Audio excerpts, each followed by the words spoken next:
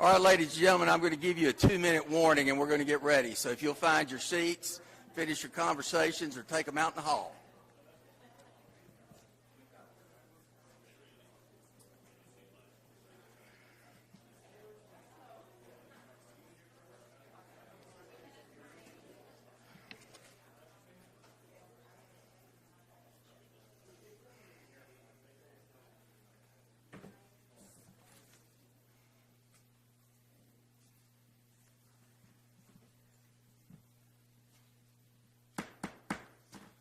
Good evening, and I will call the February meeting of the Oak Ridge City Council to order. We'll welcome all of our visitors that are here in person and those that are watching on TV tonight or streaming live. We're glad that you're participating in this.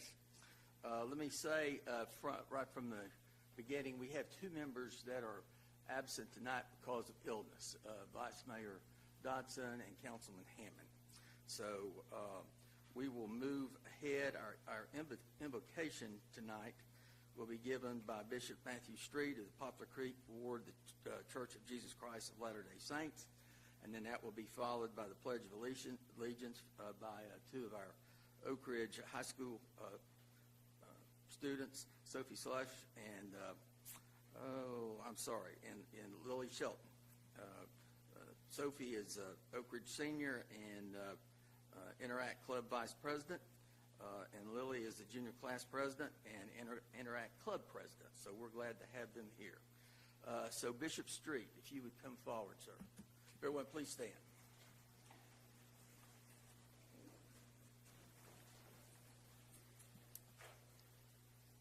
Our Father, which art in heaven, we're thankful that we can be together today so we can address the affairs of the city and be able to alleviate the burdens and also manage the affairs of this city.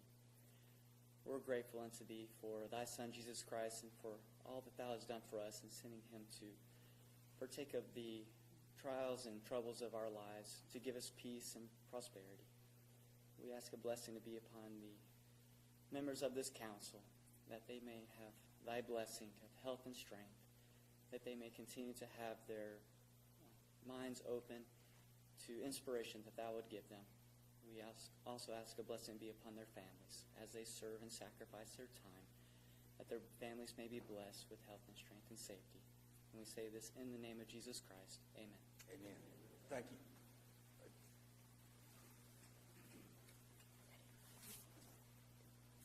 I pledge allegiance to the flag of the United States of America and to the republic for which it stands, one nation, under God, indivisible, with liberty and justice for all.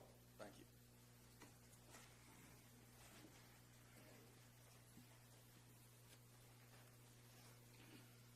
Roll call, Madam Clerk. Mayor Pro Tem Dodson. Councilmember Gleason. Here. Mayor Gooch. Here. Councilmember Hammond.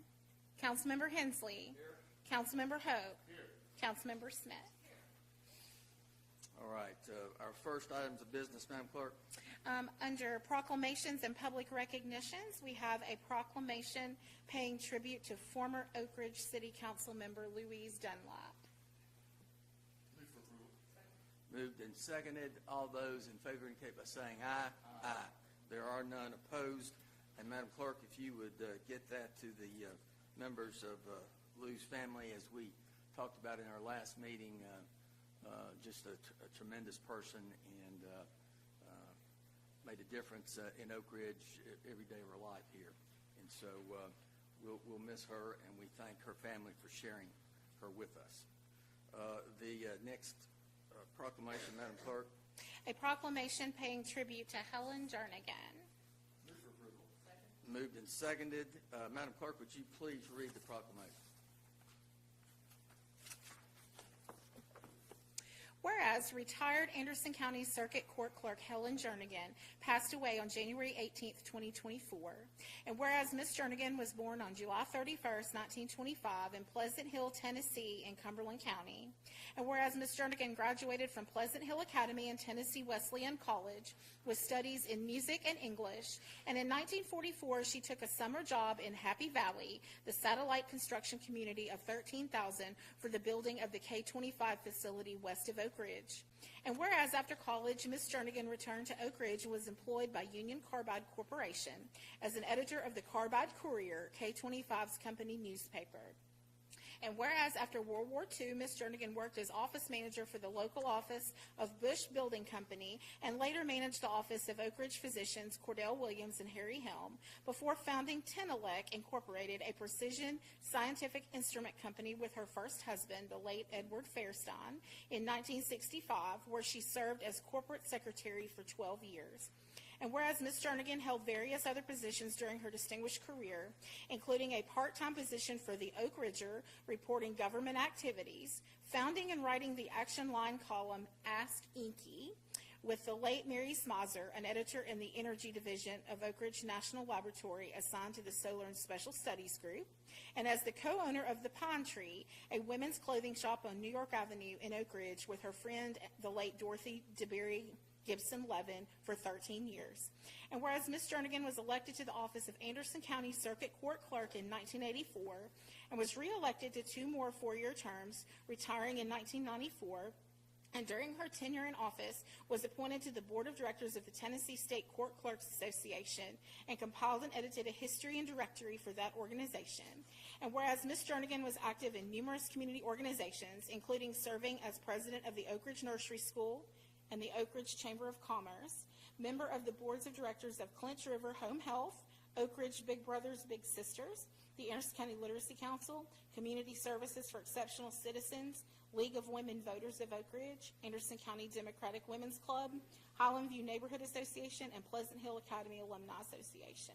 Now therefore be it resolved by the Council of the City of Oak Ridge, Tennessee, that in recognition of her public service and love of her community, the City of Oak Ridge pays tribute to Helen Jernigan. All those in favor indicate by saying aye. Aye. Let me just make a couple of comments here. Like many others in this room, we had the absolute privilege of being friends and associates of Helen Jernigan for decades. She was, in every sense, as you can tell from the resolution, what I would refer to as a Renaissance woman. She had multiple careers. She was successful in everything she did, as well as being a wonderful wife and mother and friend to all people. So I'm going to ask one of her dear friends and who looked after her and helped her for many years, Mr. Joe Lee, if he will come forward, and if there are any other members of her family here. But let me present this proclamation. Joe.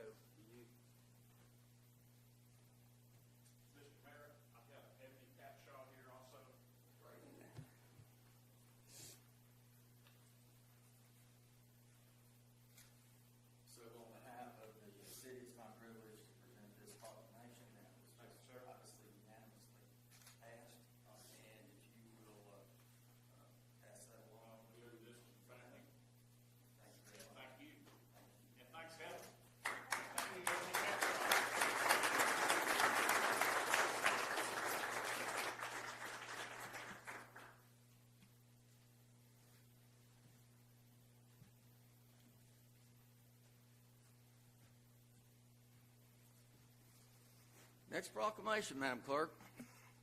We have a proclamation designating February 12th, 2024 as Oak Ridge Dance Team Training Association Day. Moved and seconded. All those in favor indicate by saying aye. Aye. Madam Clerk, would you please read the resolution? Whereas the Universal Dance Association National Dance Team Competition has been the culmination of the season for dancers across the nation for more than 40 years. And whereas the National Dance Team Competition is the most prestigious high school and all-star national championship in the country, and the perfect opportunity for dance teams to get together and celebrate each other at the most magical place on earth, the Walt Disney World Resort. And whereas hosted at the ESPN Wide World of Sports at Disney World, teams compete at Universal Dance Association camps to receive a bid to participate in the National Dance Team Championship each year. And whereas in 2023, 365 teams competed across 33 states, including the Oak Ridge Dance Team Training Association, ORDTTA. And whereas the ORDTTA has 3 separate dance teams composed of 62 total dancers, youth, junior varsity, and varsity, and all teams perform at area middle school and high school basketball games annually. And whereas ORDTTA competed February 2nd through 4th, 2024 at the National Dance Team Competition in Orlando, Florida, and were crowned national champions in multiple categories. And whereas the senior team are national champions in pom and jazz with second place in hip hop, the junior team are national champions in jazz with second place in pom, and the youth team are national champions in pom with second place in hip hop and third place in jazz. And whereas the city of Oak Ridge honors the amazing accomplishments of these young dancers, along with their coaches, Pam Reedy, Hannah Keithley, Renee Anderson, Austin Keithley, Susie Norris, Lee Anderson, and Kim Klimmer. Now therefore be it resolved by the Council of the City of Oak Ridge, Tennessee, that February 12, 2024 be proclaimed Oak Ridge Dance Team Training Association Day in the City of Oak Ridge, and encourage all residents, family, and friends to acknowledge and applaud the accomplishments of these talented young people who represent our community with grace and distinction. And ladies and gentlemen, let me say we have with us, and we're privileged to have them here, what I would refer to as superstars, Oak Ridge superstars. And I think it's so entirely appropriate that they're here, as we've also paid tribute to Helen Jernigan and Lou Dunlap, who were exceedingly great examples for every young woman and every young man in the city in terms of service and contribution to the communities. So at this time, I'd like to ask the coaches and all the members to come forward. Mr. Gleason is going to present the proclamation on behalf of the city in the absence of Vice Mayor Dotson, who couldn't be with us tonight. Welcome, and we're glad you're here.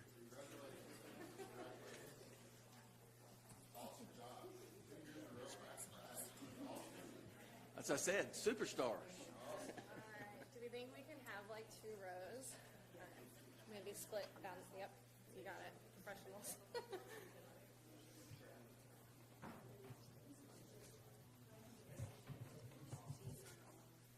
Seniors, that's wrong.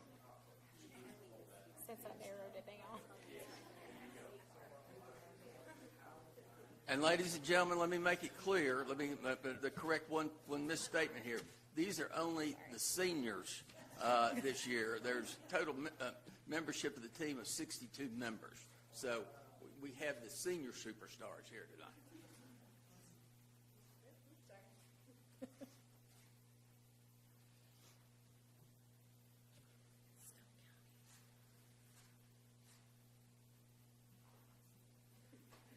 Thank you.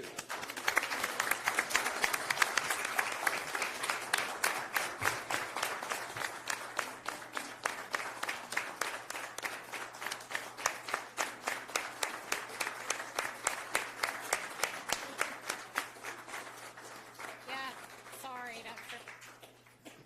that's all going away soon.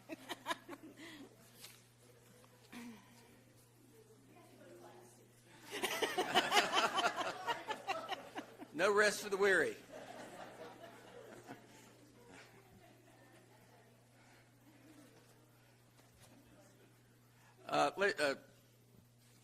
Before we start into the rest of our agenda, I'm going to make a motion that we refer item 9A under resolutions, the recommendation to designate the next poet laureate position.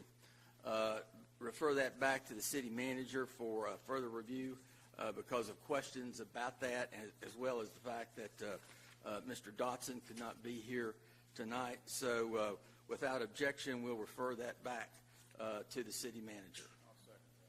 Moved and seconded. All those in favor indicate by saying aye. Aye. There are none opposed. We are now on the consent agenda.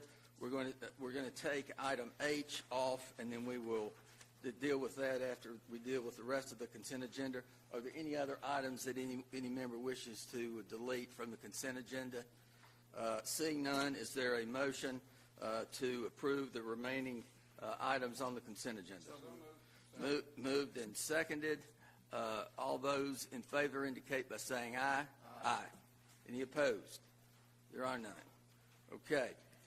We will now go to item H that was on the consent agenda. Madam Clerk, if you would...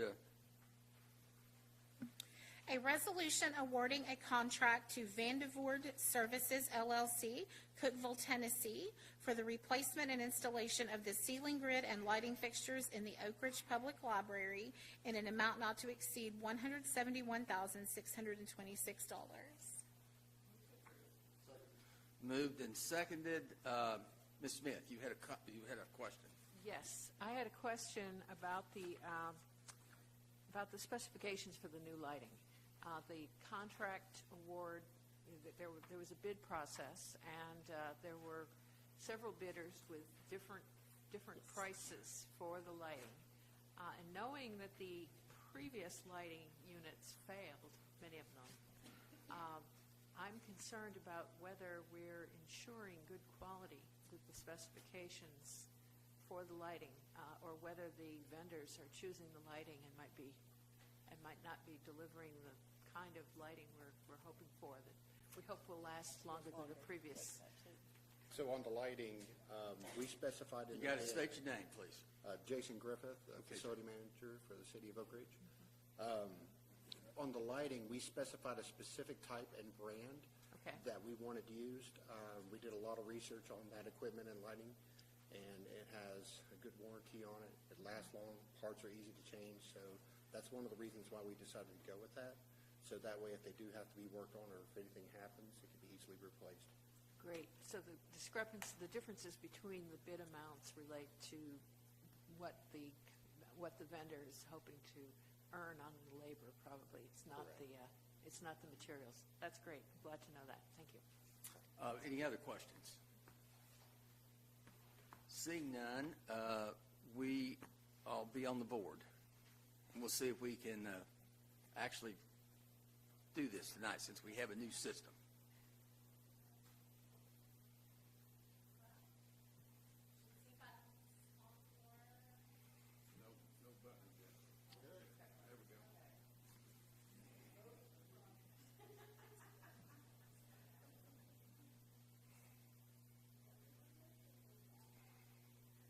Oh, okay.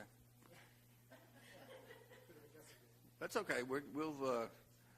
The vote is 5 ayes and no nays, so the resolution is adopted, and we'll get a little quicker here as we go along. But thank you. Okay. All right. The next item of business, Madam Clerk, is under public hearings and first reading of ordinances. And it's my understanding that on neither one of these items, there'll be no public hearing tonight. Correct. Is that correct? Yes. All right. Okay. An ordinance to amend Title 12, titled Building, Utility, Etc. Codes, Chapter 11, titled Residential Code, Section 12-1102, titled Amendments of the Code of Ordinances, City of Oak Ridge, Tennessee, by adding 6 new subsections to adopt state-required amendments to the 2018 edition of the International Residential Code, and to create a new section, 12-1103, titled State-Required Provisions, all for the purpose of statutory compliance. Moved and seconded. Mr. Blasius. Yes, thank you, Mayor and Council. This item was mandated by a change in the state code, and actually Ms. Rackard and Ms. Crumley worked together on this, and so I'm going to ask Ms. Rackard to lead your conversation, and also Ms. Crumley is here to answer specific questions, and that will also apply to the next item. All right. Questions regarding this item? Ms. Smith. Yeah, I was bothered to see this because it appears that the state of Tennessee has decided that they don't want to allow municipalities to require better building codes than they've decided to adopt. And these would be better in terms of providing energy savings and probably some other safety benefits and so forth related to having additional requirements that apparently are in the standard International Building Code that weren't adopted by the state of Tennessee when it adopted that code. I'm very bothered that we're having to do this, and I wanted to say that. And I was also a bit concerned in seeing the staff memo on this. The staff memo says that the state mandated amendments are favorable to the homeowner.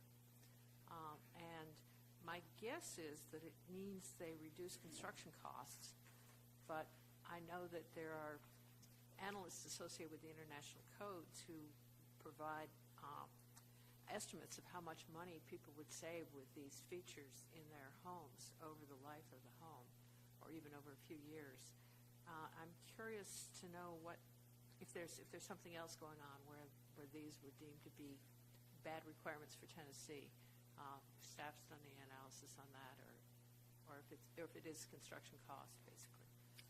I share your feelings about this, number one, and I am not aware specifically. I don't know if Ms. Record or Ms. Crumpley have information about exactly what they're getting. It may have come from the state, which obviously, or I shouldn't say obviously, may have been influenced by the industry on this. I'm not sure.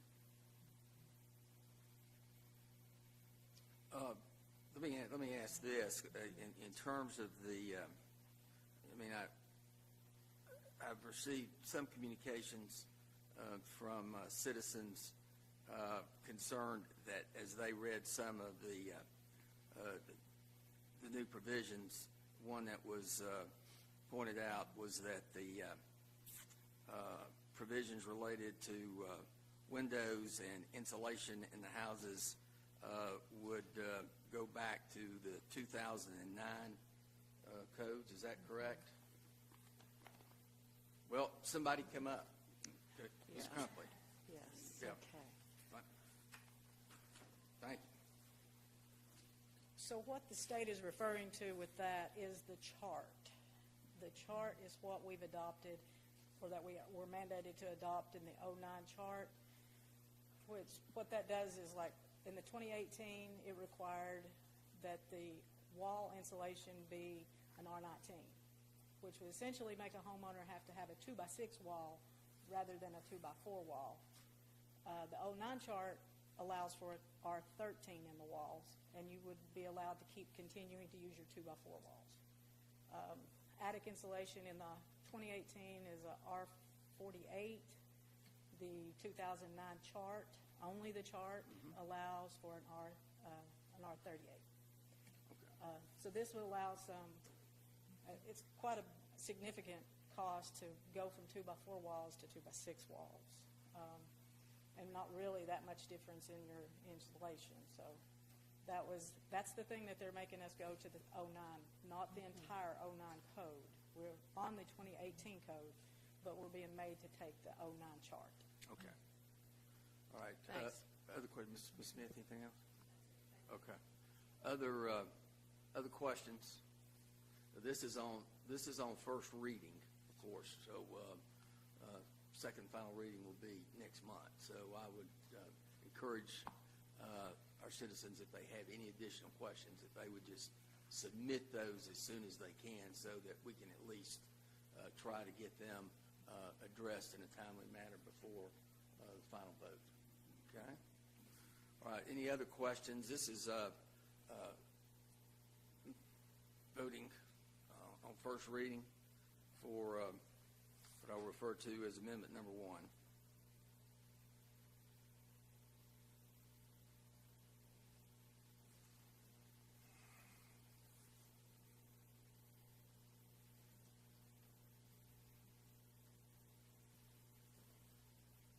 Ayes 5, no nays, and the amendment is passed on first reading.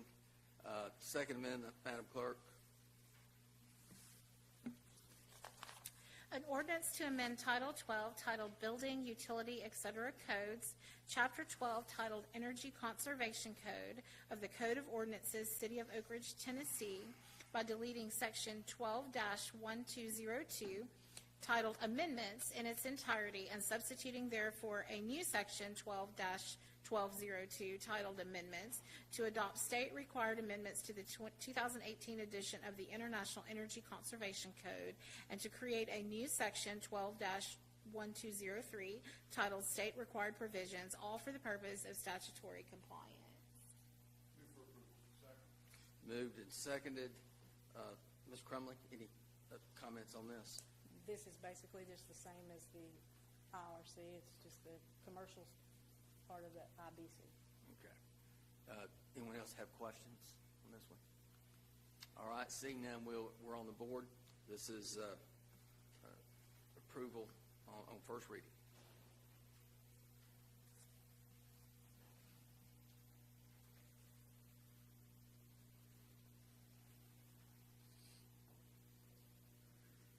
Ayes 5, no nays, and it is approved on first reading. Next item of business, Madam Clerk. We're on resolutions, I think number B. No, we're under. No, I'm final- sorry. That's okay. Pardon me. That's okay. Final We're under final adoption of ordinances.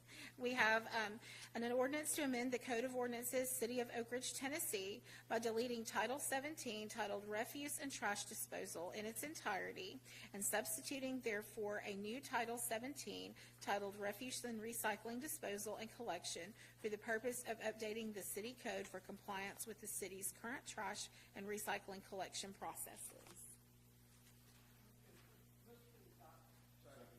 Moved and seconded.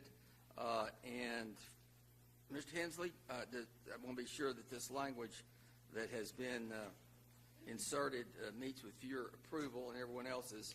I think the applicable reference is, nothing in this title shall be construed to mean residents may not keep leaves or yard trimmings in their yard, provided such is in keeping with applicable property maintenance ordinances.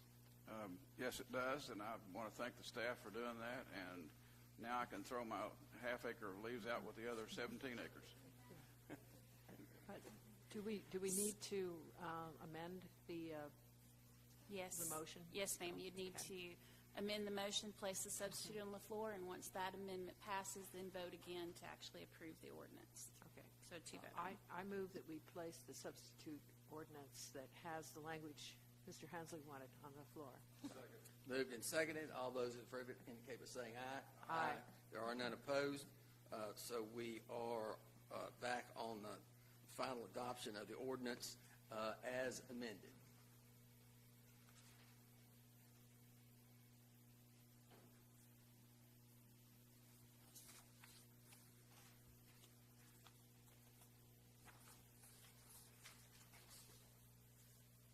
Ayes 5, no nays, and it is adopted on second and final reading. Now moving forward, Madam Clerk, we're on resolutions.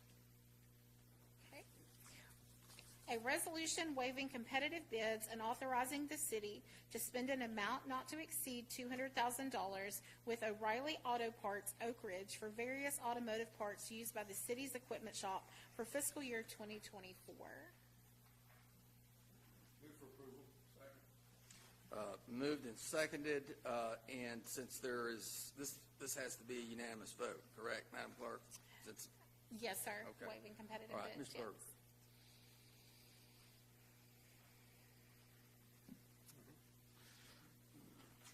The city regularly purchases minor car parts through our local vendors.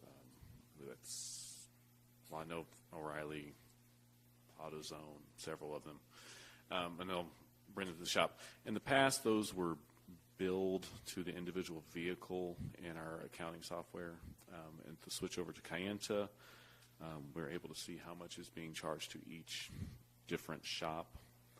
And so in this case, we're seeing that we're going to exceed how much we would spend with O'Reilly's in a given year on the $25,000 that would typically be allowed. In this case, what we're asking is to be able to continue using them to purchase the items that we don't keep in stock in our warehouse. As we go through and do that, we do use, obviously, various local vendors for that, but we don't go out and competitively bid each of these items as we purchase them. They're usually fairly small, $50 to $500 items each time we purchase. Mr. Hope?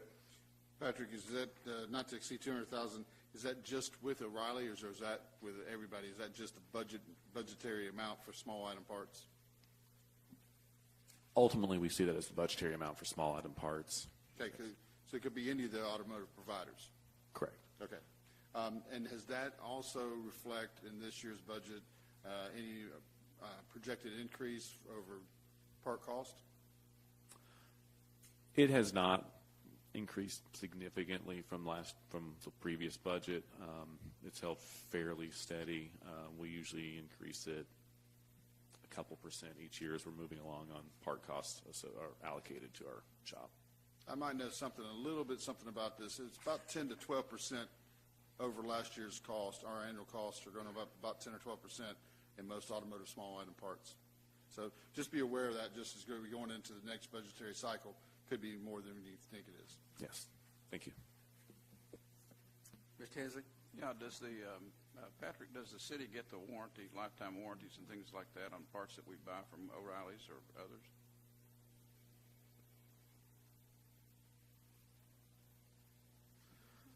It's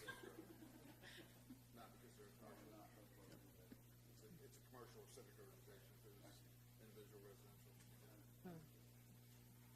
Ms. Smith? Yeah, just to clarify again, you're saying that the total expenditure on auto parts in a typical year would be in the $200,000 range? Is that correct, or is that just what we're likely to spend at O'Reilly? So the $200,000 is likely what we'd spend on small parts locally. What we would like to do moving forward in the future is just bring an annual order like we typically would. This came to light to us because of the new software, and we were seeing how much was going into the individual chains in the city.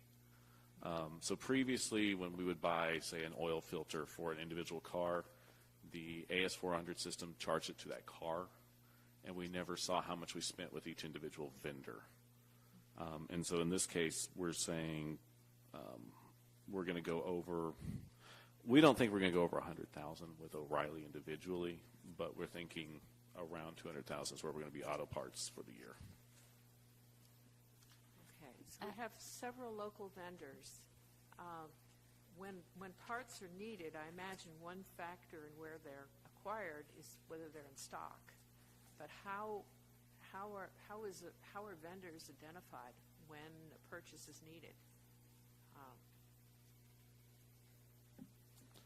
Our staff typically will call one of the local vendors and ask them if they have the part available. And knowing, now I don't know the prices myself immediately. I know that they typically have a pretty good idea of who's got what for the best price and are making their calls there first and then making their way down the list to find who has something immediately available.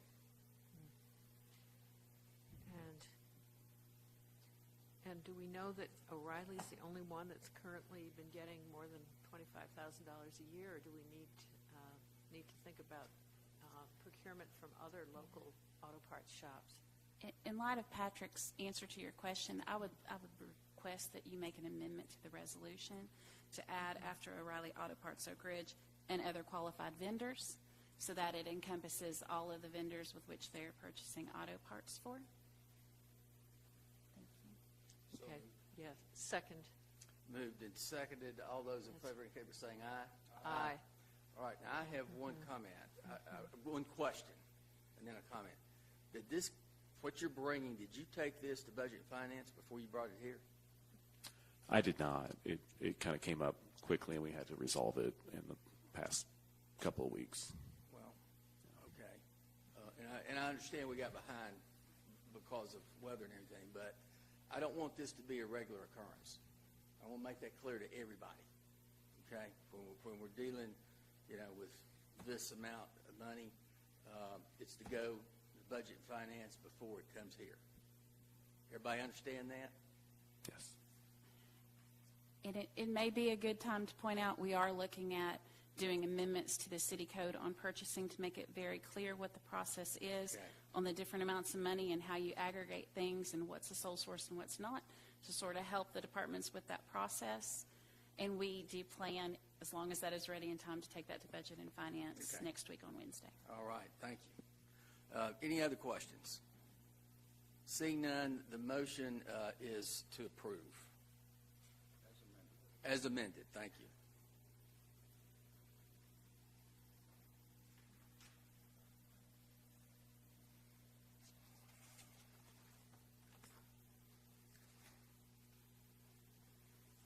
Ayes 5, no nays, and resolution is approved. Thank you, Mr. Berg.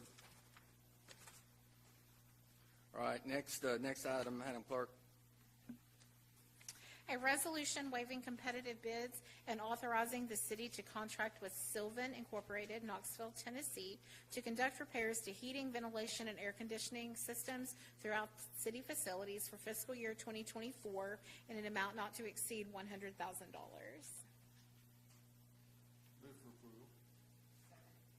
Moved and seconded. Mr. Berg. We changed our HVAC staff mid-fall this year, and in so doing had several decently sized in the $8,000 to $12,000 range projects come up that we needed to deal with and not leave just sitting. So we had Sylvan that we have worked with in the past, who was immediately able to come in and make those repairs. And at this point, as we go forward through the year, if we have something large that is beyond the capability of our single-person HVAC staff, we would still like to be able to reach out to Sylvan, who has agreed to come in immediately to make those repairs. We don't anticipate this being something where we're going to spend the entire amount. We just want to be prepared in case we do have a large emergency. Questions? Ms. Smith? Yeah, similar to the last one, how was Sylvan originally identified as city's preferred contractor for HVAC work? So when we originally had a HVAC emergency, we had reached out to several firms to see who was available to make an immediate repair, and Sylvan was the one that was immediately available to us at that time and came in and made the repair. After that, we did look around, asking, who, looking at what prices none of these are ever coming up as large. I mean, they're expenses, but usually they're $500, $1,500 at a time. So we're not going out and asking for bids or quotes every time because of the size of it. So in this case, what we did was we had established a working relationship with Sylvan, and they've been the ones who've been available to us in a basically a very short timeline to come out and make these repairs. And how long ago was Sylvan basically first identified? Was that within the last year? Or? It would be about the last year, yes. Mm-hmm. So it was screening for somebody who had the capability on an emergency basis, in effect. Yes. That's how they came in. And you mentioned that this is related to turnover in staff, loss of staff. Is there a plan to bring in more staff with the HVAC capabilities so that it can be done in-house, or is there an expectation that this is going to be contract work in the future? Actually, Mr. Van Kuren, who runs the audio for this event, has stepped into that role and is handling a lot of those smaller HVAC issues that come up. At this point, we don't anticipate using Sylvan unless it's one of the larger issues that's going to require several people and pieces we don't have on, or parts we don't have on hand. Yeah, I'd feel better if we had a local Oak Ridge vendor, but it may be a situation where nobody in Oak Ridge had the capability to do this work as needed. So, I guess I would, I'll support this because it's necessary right now, and I know that it's desirable to have a vendor for this kind of work that that you have experience with, who knows the system and is able to come in and do the work that needs to be done. But I'd feel better about this if we had some sort of process for identifying a preferred vendor for this kind of work. And and documented it rather than kind of the ad hoc basis, which clearly had to be done on an emergency basis, but isn't a good thing for the long run. So, Yes, I believe next year we would like to go through with the process of properly vetting out who we want to use. okay, thanks. Mr. Gleason. Yeah, just to add on to that, Patrick, I think we have a budget and finance meeting coming up soon. We've talked a little procurement methodology there in the past, so I wouldn't be opposed to tabling it again. But yeah, I don't disagree with Councilwoman Smith. I think she understands the urgency here. At the same time, trying to find a way for us to establish some sort of procurement process that says to eligible vendors, hey, who wants to compete on a $100,000 purchase order that may or may not be utilized? And as you go through the process that you guys have already undertaken, you may find that that's just troublesome, right? Because it's singles and doubles. But for some of the other expenditures, it may be worthwhile to do that. So we could talk about it more, but I think we sense the urgency here. Try to find a way without encumbering you with a ton of laborious process. Other questions? Mr. Berg. All right. We're on the board, and the motion is to approve.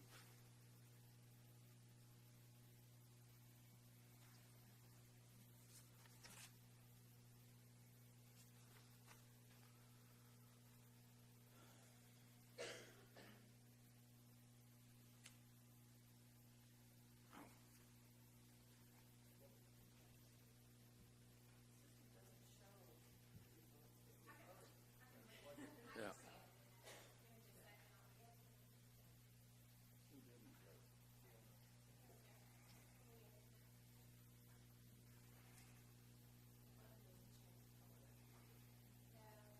It doesn't. It gives a little vibration, but it just needs to be a little more pronounced.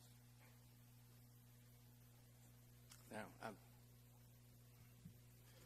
All those in favor indicate by saying aye. Aye. Are there any opposed? Resolution is adopted. Next resolution, Madam Clerk.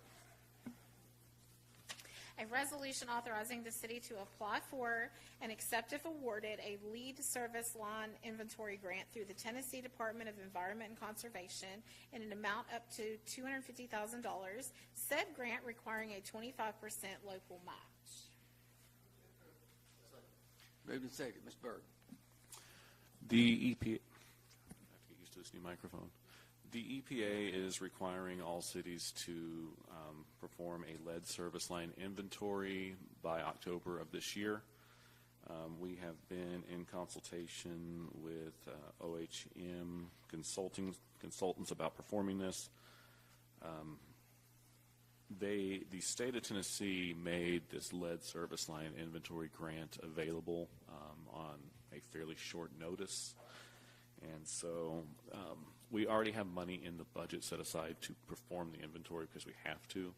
This is just an opportunity to try to get additional money or to reduce the amount the city spends on what the money spent to perform this inventory. So it's basically an inventory we have to do. We're just trying to get part of it paid for by the state. Question, Ms. Hensley. Do we actually have any lead service lines? Lead service lines on the city side, no. What we have is galvanized that have lead goosenecks. So it's still something we have to remove, but. Ms. Smith. Yeah. Is the inventory going to cover the customer side of the line, or is it only the city side of the service line that we're being asked to look at? In some states, I know they are looking at the customer side as well. The requirement will be for both the city and the customer line to the house.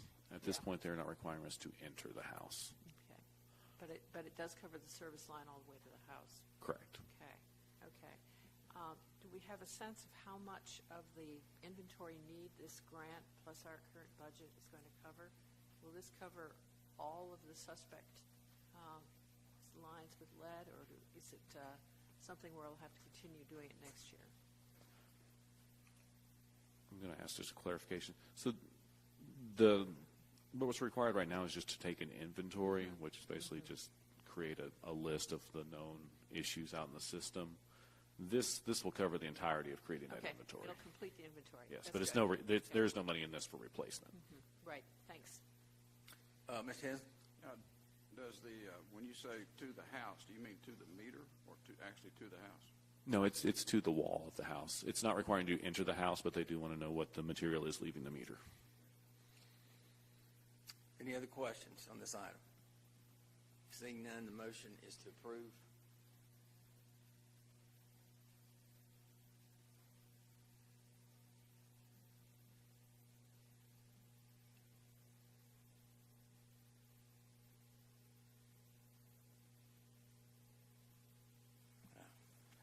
Ayes 5, no nays, and it is approved. Next item of business, Madam Clerk. A resolution authorizing a professional services agreement with Fox PE LLC, Nashville, Tennessee, for the design of improvements to the East Plant wastewater lift station in an amount not to exceed $150,000. Moved and seconded. Mr. Berg, you're on the firing line tonight. Thank you. So this is the plant that receives about a third of the flows through the city of our wastewater flows as they head first east and then get pumped back west to the new, or the, well, it's not new, but newer plant at Turtle Park. This facility has some limitations in what can be put through it based on pump and line size. And we are looking at trying to make improvements to that to enable to handle higher flows and reduce overflows out in the system. It was made aware to us in a call with the state and TDEC that there's a potential for funding through excess ARPA monies that were not committed in the summer. And they That indicate would be the American Recovery Plan Act. Correct. And what was indicated to us is that if we have a project that is designed and on the shelf and that we can commit the funds to, that those funds could be made available to us in the summer. So knowing that this is something that we need to do in the not too distant future, what we're asking is to go ahead and do the design for this project in anticipation that if those funds become available, we will apply for them, and if granted, then move forward with this project with the majority of the funding coming through those state-issued federal funds.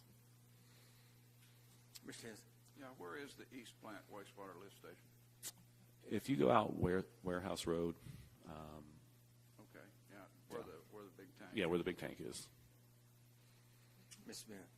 Yeah, I congratulate staff for having good projects ready to go on the books so that we're able to take advantage of opportunities when they come up. Appreciate that.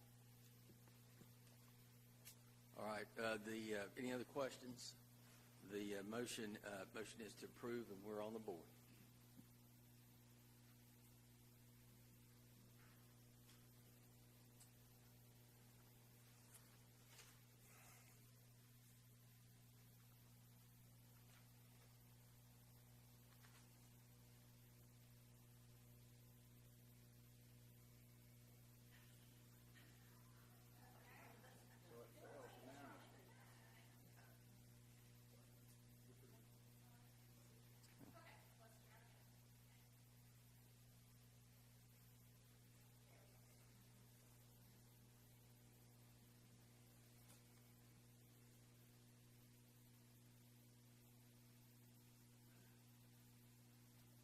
Ayes 5, no nays.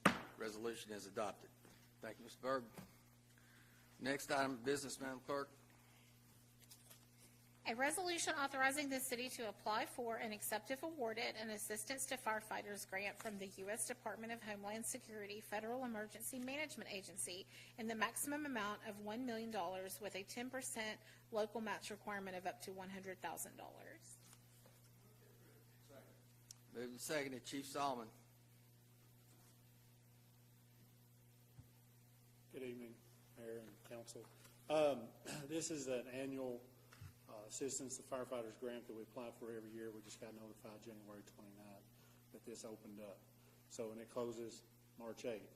So I've got Deputy Chief Administration Tony Grandy that's leading this project, and I'm going to call him up and let him speak on this. Good evening, Mayor and Council. Thank you for this consideration. Since 2018, the AFG, the Assistance Firefighters Grant, the City of Oak Ridge has $389,000 in grants, of which we pay 10%. So $38,000, $40,000. We got a lot of tools and equipment. They're really good, but it's very competitive. They put out the information, like you said, 2 weeks ago. We don't really even have a perfect plan yet. We've got a plan. We'd like to apply. It closes March the 8th. That means I've got to have everything in and submitted by March the 8th. The awards will start around the 30th of April through September the 30th. And that just means they're going to say, hey, you are awarded. Then we have to go and come back to you and ask for the approvals to spend the money on the things that we're going to try to purchase with this grant. We request this because the maximum you can win in this grant is $1 million. That's kind of like trying to hit a grand slam in the ninth inning of the seventh game of the World Series. Yeah, yes, sir, absolutely. But you know what we're going to do? We're going to swing hard for it. We're also going to apply in the same grant for a thing that we think is much more of a slap single Tony Gwynn type hit to the field. So we just ask for your approval to go ahead with the approval process. We'll make sure that Budget and Finance has the $100,000 commitment ready for us. Okay. Questions? Mr. Gleason? Just out of curiosity, is 389 since 2018? Do we apply for $1 million every year? No. So I've been here a year. Okay. I can comment that the grants were 172, 184, and 32. Now remember, that's the unicorn is the $1 million. Right. If you get into the ballpark of $100,000, you're probably 50-50. There's only $324 million nationwide available. So. And what are you applying for? Well, we've only been at it 2 weeks, so we're still in the planning process. We have some ideas. We're calling, getting quotes on pricing, but our ballparker, our home run ball is going to be $1 million at best. It's going to be $1 million at worst. It's going to be 1.2, something like that. And are you?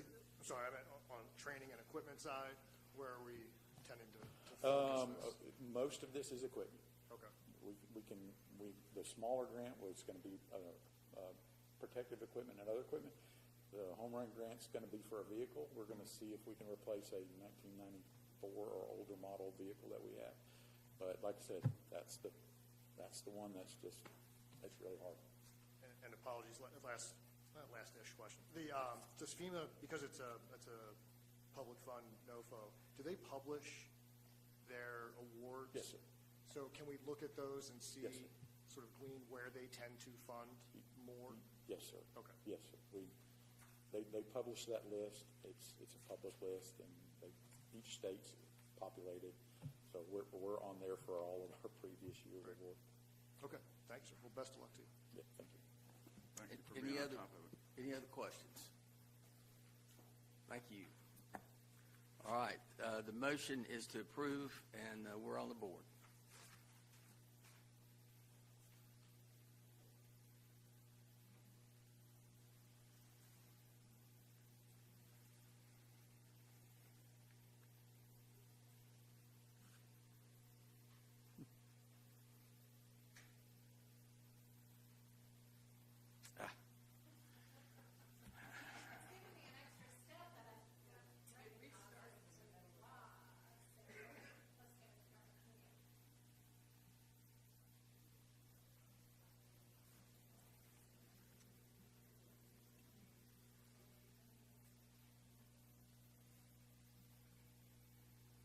There we go.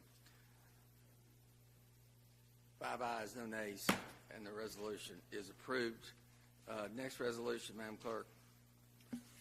A resolution authorizing a professional services agreement with Lewis Group Architects, Knoxville, Tennessee, for architectural and engineering services for the renovation of the city-owned building located at 205 Badger Avenue in an amount not to exceed $86,373.75.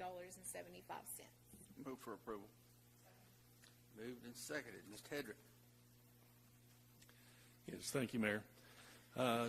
In the FY 2024 budget that was approved by City Council in June, there was $800,000 appropriated in the CIP for renovation of the building at 205 Badger Avenue, the former Recording for the Blind building. And since that time, we have entered into an agreement with Lewis Group Architects to do conceptual design work on that building, to renovate it and redesign it for use as office space by Recreation and Parks Administration and Explore Oak Ridge. They have done their conceptual design work, and we've looked at it and approved what they've done, and now we're looking to do a full contract for full architectural services, including bidding and construction administration. Happy to take any questions. We also have Christina Pint with Lewis Group Architects here for any questions. Any questions? Ms. Smith? Yeah, this is going to sound repetitive. How was Lewis Group selected as our preferred architect for this project? We interviewed a few different architectural firms and looked at their past histories and their availability to do the work. Architects in general are very busy in the Knoxville region right now. So we looked at availability, we looked at their portfolios and the different work that they've done, and then solicited a proposal which we found acceptable. And that proposal was well under city council approval, so it was signed by the interim city manager, Jack Suggs. Okay, so you did an evaluation process specific to this project. It wasn't related to previous work with Lewis Group or anything? No, we did receive some recommendations from other folks for Lewis Group, but we hadn't worked with them previously. Okay. Well, thank you. I appreciate it when we have something like this, that we have some documentation of the fact that we did a procurement process and didn't go to our friends. So, thank you. Mr. Hensley? Yeah, did you say Lewis Group has already done a conceptual design? Yes, they have. They've done a basic layout of the building with new office space for the two organizations within that space. Being an engineer, I'd like to see conceptual drawing on the screen. Okay, we don't have that with us tonight, but we can certainly bring that to the council. Thank you. Mr. Gleason? John, what was the amount for specific to 205 Badger Avenue that was approved in budget? It was $800,000. Okay. Thank you, sir. All right, Mr. Hedrick, let's don't wait till the next city council meeting to just go ahead and circulate the information that Mr. Hensley asked for. Okay. All right. Any other questions? Seeing none, the motion is to approve. We're on the board.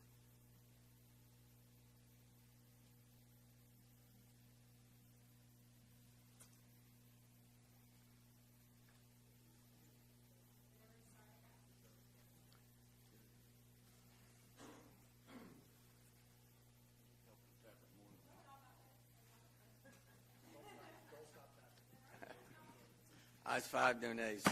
The resolution is approved. Thank you, John. Next item, Madam Clerk. A resolution waiving competitive bids and authorizing the purchase of 15 six-hour rifles and associated accessories for the Oak Ridge Police Department from Accurate Law Enforcement, Memphis, Tennessee, in an amount not to exceed $35,342.10.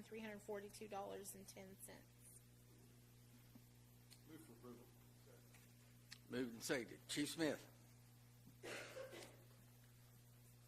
you remember last year when you gave us authorization to add school resource officers onto the staff, at that time we do not have enough rifles to issue to all of our officers, but we didn't rush out to just start buying more rifles. I asked my firearms instructors to research and look at the proper weapon for us to issue to school resource officers inside a building. I wanted them to be properly equipped to respond to an active shooter situation in a crowd. So what they came back to me with was the 6-hour 9mm rifle instead of the rifle round that we issue to our patrol officers. This is a pistol round rifle. It's a bit smaller. It's very similar to the Colt M4. However, it's a smaller frame, a lot easier to maneuver with in a crowd. And also because it's a 9mm pistol round, when it recoils, it allows officers to stay on target more readily. So the only authorized dealer for 6-hour in the state of Tennessee is Accurate Law Enforcement Supply. It's also the same vendor that we buy 6-hour pistols. All of our sidearms are 6 Sauer, so it's consistent with what we're issuing our officers to carry on their side. Mr. Gleason? So I know this is going to sound paradoxical, but can you talk about the safety of having a non-penetrative round like a 9mm in an indoor close combat situation? We looked at it a lot. To be quite honest, it penetrates, when you're talking about building materials like the walls, these things are made of, it actually penetrates about the same you're looking at building materials. The difference is the .223 round tumbles once it starts hitting things. The difference would be, to be quite graphics, when it hits a body.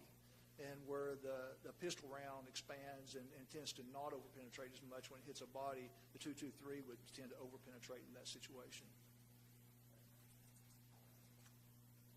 Other questions? Chief?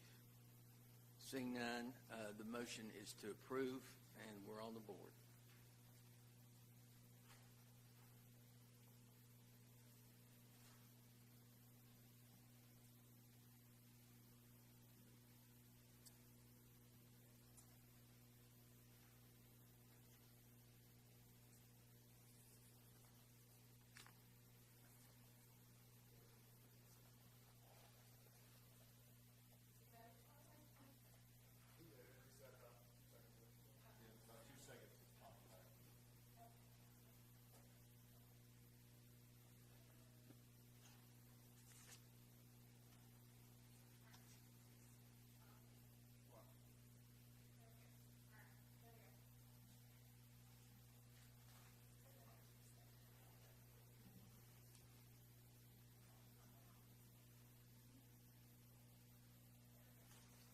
Ayes 5, no nays, and the resolution is approved. Thank you, Chief.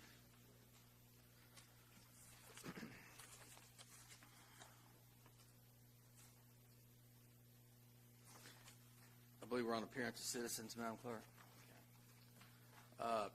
Citizens shall be permitted to address City Council about matters that have not been on the formal agenda tonight. Any citizen wishing to do so shall raise your hand and proceed to the public lectern, and after recognition, state your name and full address and the purpose for your appearance before council. Comments will be limited to 3 minutes and shall relate to matters of city business.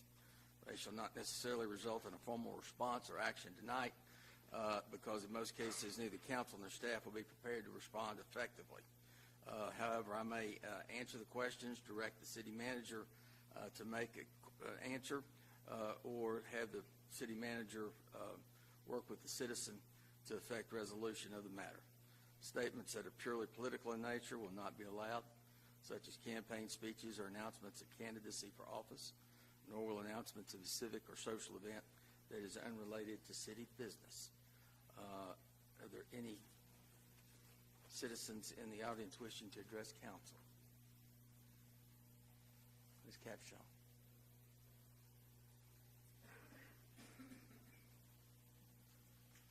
State your name and address, please.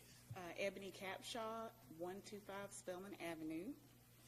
I was at the work session that we just had recently, and I just wanted to ask if we could get the complete results for the Oak Ridge pool surveys that were shared. She gave out some numbers, but it didn't total up to what the final number was. I just wanted to see what each. Yes, ma'am. We'll definitely get that. Thank you. Then I also wanted to say thank you to whoever did the report a pothole page and added to our website. I know we talked at the last city council meeting about potholes. I'd asked last year in April, and I know we had when the all of our websites and things were down that we couldn't get that put up there. But every pothole that I've reported has been filled, thank goodness. So I just wanted people to know as well that if they do report it, things are getting done. Let's see, what else did I also wanted to, sorry, I've jotted down my notes and I've gotten thrown off. Ask for minutes and to be recorded and shared from the Scarborough Development meetings that we've had.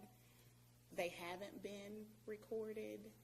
Citizens asked at the last meeting that we had if we could get some type of documentation showing what's been discussed in the past. They also asked at this meeting, and I'm just bringing that to you all, they also asked if they could meet with city council members just to talk about their concerns and not just have like one or two that show up to the meetings. They could just get their how they feel about this project, just to let you all know, and just kind of get feedback as citizens. That what was asked at that meeting. And then I believe that's it. All right. But that was just what they asked, so I just wanted to share that with you all. Ms. Hickman, can you coordinate with the Housing Authority in terms of the minutes and the documents, and let's see if we can get those made available. Is anyone else wishing to address council? Seeing none, we will now move to elections and appointments. Madam Clerk. The first item is the appointment of interim city judge, James T. Norman. And Mr. Norman was, he submitted his resume and application and bar card and everything, and he was our only applicant. Yes, he is. Yes, he is. I knew he was back there. We will moved and unanimously seconded by all those on the dais. Before we vote, Mr.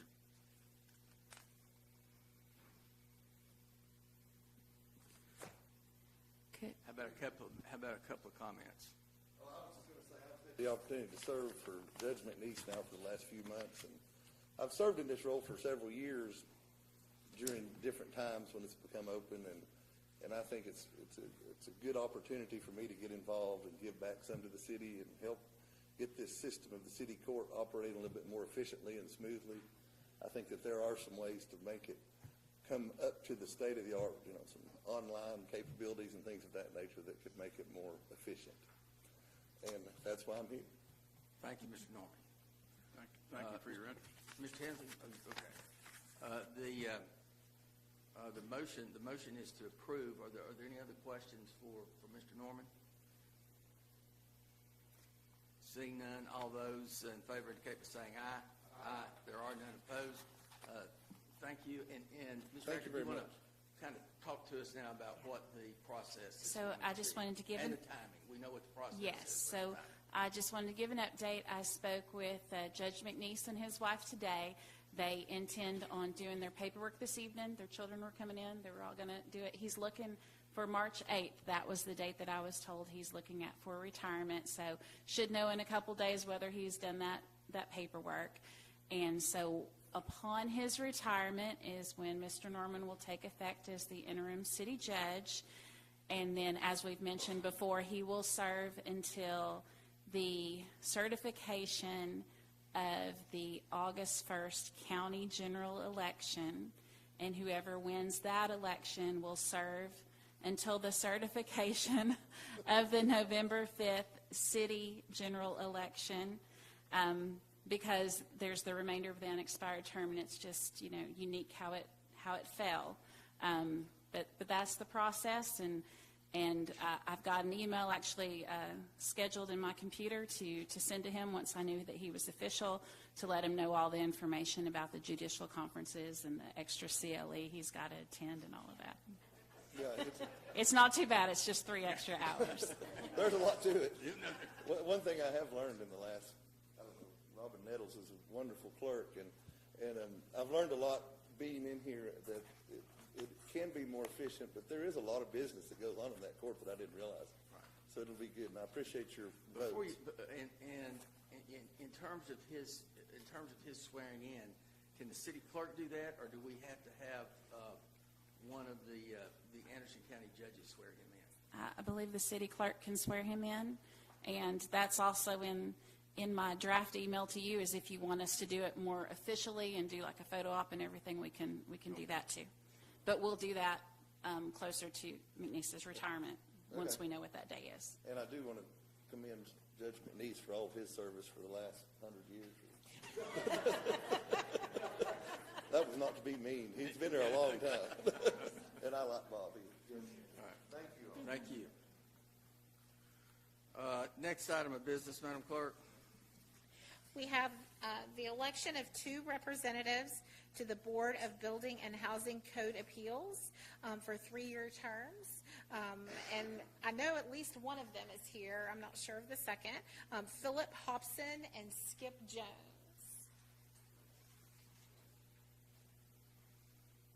And so we have, That's Mr. Hobson. thank you, Ms. Hobson. Then we have 2 applicants for 2 vacancies. Yes, sir. All right, Yes, so sir. do I have a motion? Move we appoint by acclamation. Moved and seconded. All those in favor indicate by saying aye. Aye. And we thank you for your willingness to serve, and we look forward to working with you. Next item of business, Madam Clerk. So we have the appointment of the City Attorney Evaluation Committee. Ms. Rackard's committee meets earlier than the city managers based on what her contract, when her contract was created. So hers would need to be concluded and by the end of March, I think. March. So, and the city managers comes later due to timing. So this would be the appointment, the confirmation of the appointment based on the rotation that we've used ever since I've been here. And the members are? Councilmember Hope will be the chair, Councilmember Gleason, and Councilmember Hensley. All right. And are there any questions for Ms. Hickman?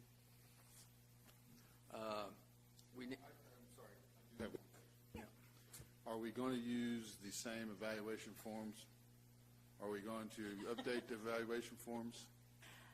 I understand. Yeah.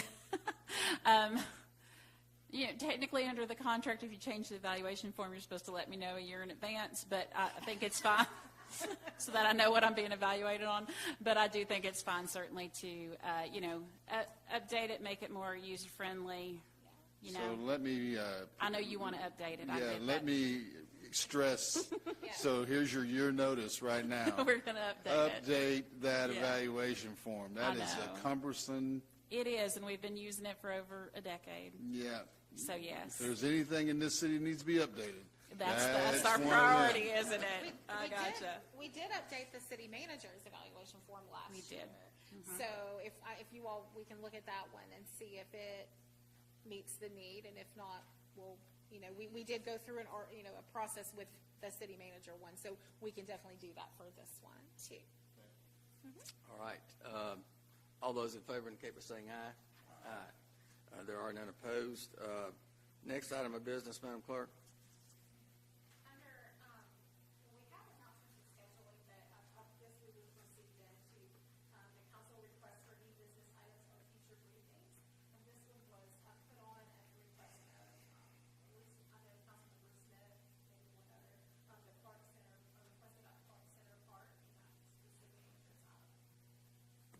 Mr. Heeman.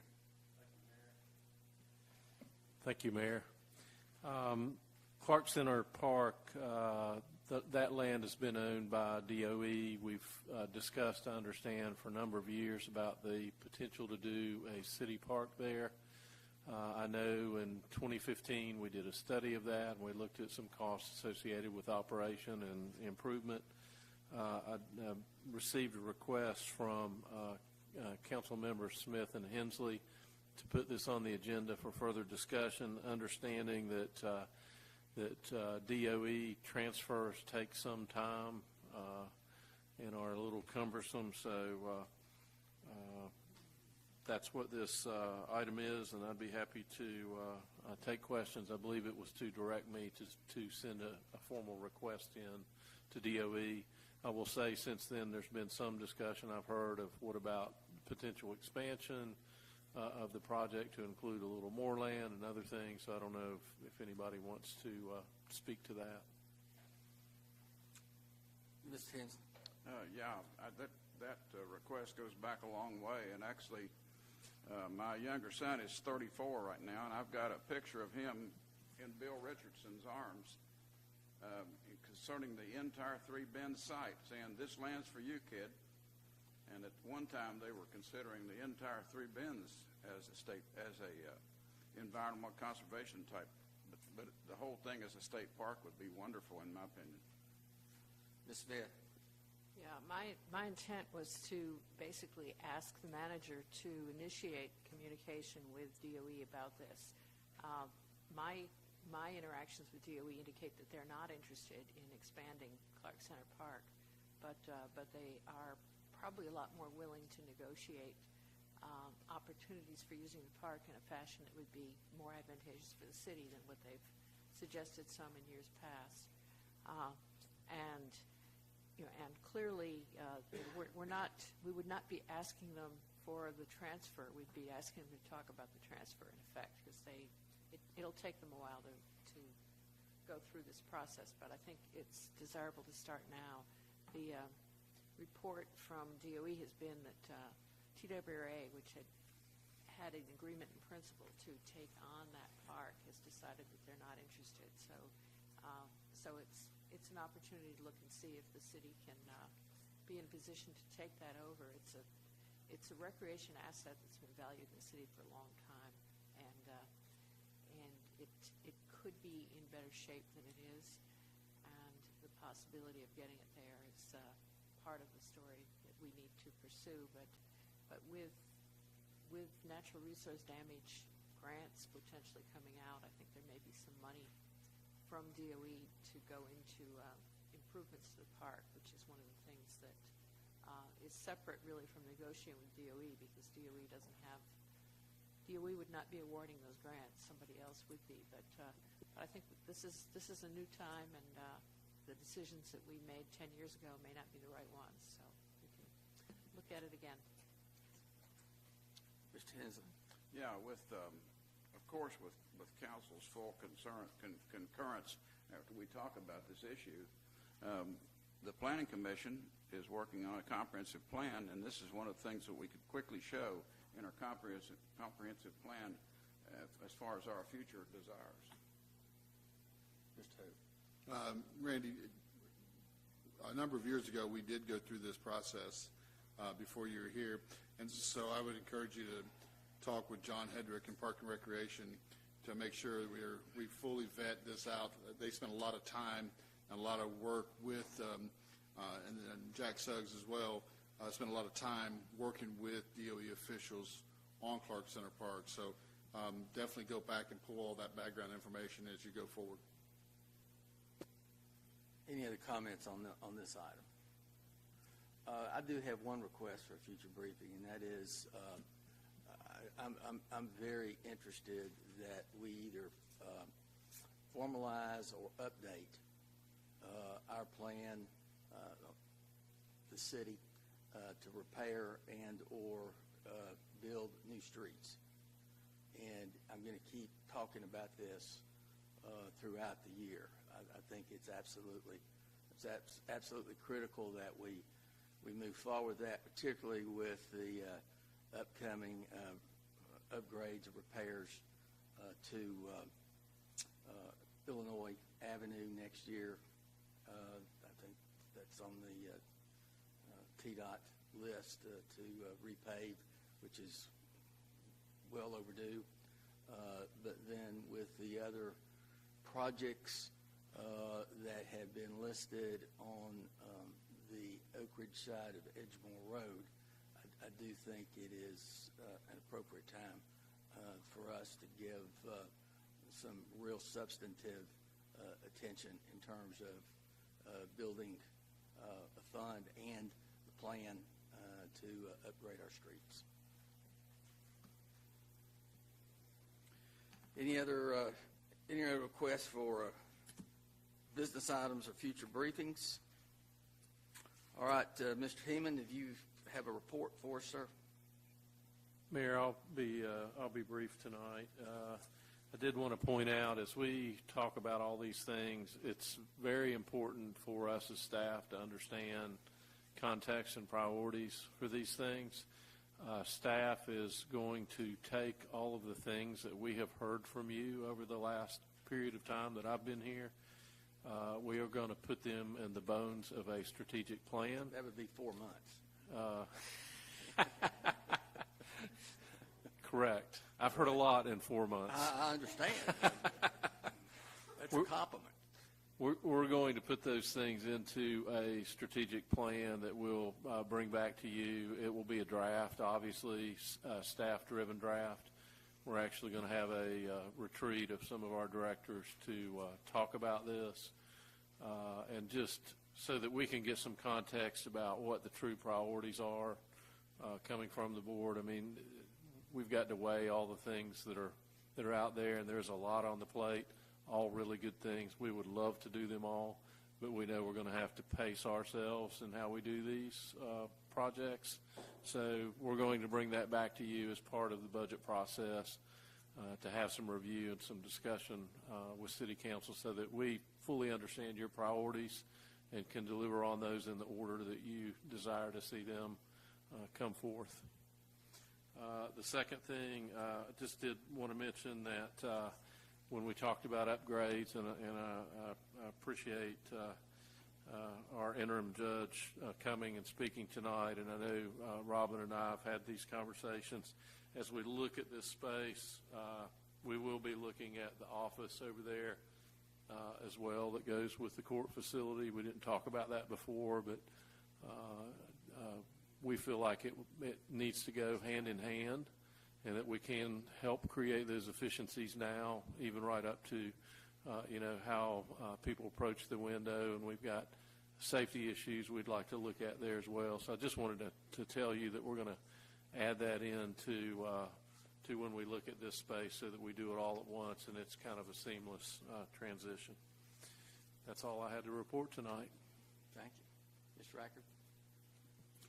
Just a quick note. So I mentioned earlier that we're going to propose updates to the purchasing provisions in the city code. So we will talk about that with budget and finance, looking at raising the purchasing amounts that the city council approves versus what the city manager can approve, because we're allowed to go higher. And then the other code amendment that we're working on right now is a revision to the title on alcoholic beverages, to update our liquor provisions for state law compliance and sort of revamp our beer so it's a little more user-friendly, easier to find what you need. So those are our two code update priorities, and we're just moving through and trying to develop a priority list. So those will be the next two that you see from us. All right, thank you. Having concluded our business items, I want to thank everyone for their participation and attendance here tonight, and we're adjourned. Thank you.